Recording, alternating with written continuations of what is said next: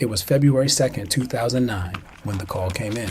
An early morning jogger, training her dog on the outskirts of Albuquerque's West Mesa, stumbled upon something that would shatter the peaceful quiet of that desert landscape. Human remains scattered across a desolate stretch of land. I was called to the scene almost immediately. I'd worked plenty of homicides in my career, but I had no idea what I was about to uncover.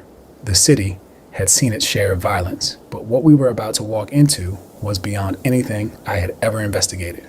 The first body was badly decomposed, just bones by now. But as we started digging, another body surfaced, and then another. It didn't take long for us to realize this was a mass grave.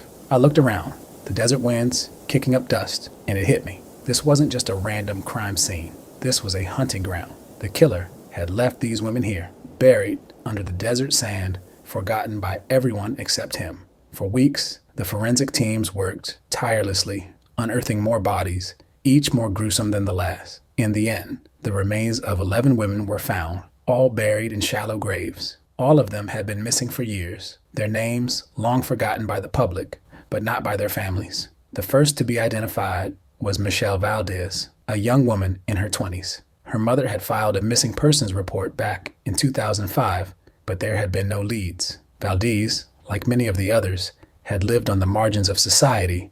Most were sex workers or involved with drugs, easy targets for a predator, lurking in the shadows. As we started identifying the victims, the pattern became clear. This killer wasn't just targeting random women. He was picking his victims carefully, preying on the vulnerable. Many of these women had gone missing between 2003 and 2005, but no one had connected their disappearances until now. We started working through every piece of evidence we could find. Old missing persons cases, interviews with family members, police reports from years back.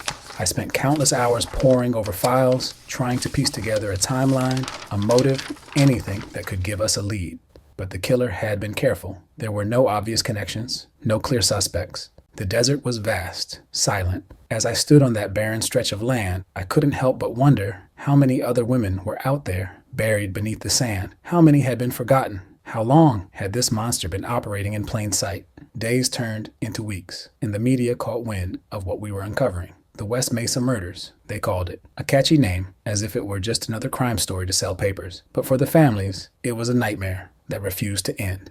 I kept following the leads, hoping for a break. We interviewed known offenders in the area, tried to match up timelines, and combed through phone records, but nothing concrete emerged. Every time we thought we were close, the trail went cold. The killer had vanished into thin air, just like his victims had. One night, after a long day of dead ends, I was going over the list of missing women. One name stood out to me, Jamie Barella. She had been just 15 when she disappeared in 2004. She and her cousin, Evelyn Salazar, were last seen together heading out for a walk. Salazar's remains were found in the same grave as the others. But Jamie's case, it felt different. A child, she was so young, so innocent. What kind of person could do this? The deeper I dug, the more it became clear. The man responsible for these horrors was meticulous. He knew these women wouldn't be missed, at least not by anyone who had the power to make noise about it.